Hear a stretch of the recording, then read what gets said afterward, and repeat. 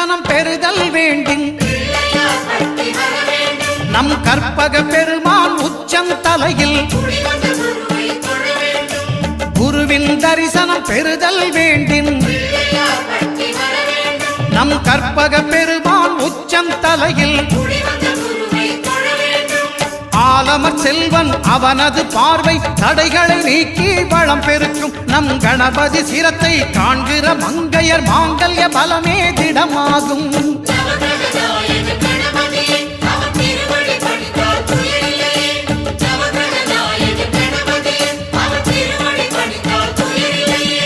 ஒன்பது கோளும் ஒன்றாய் காண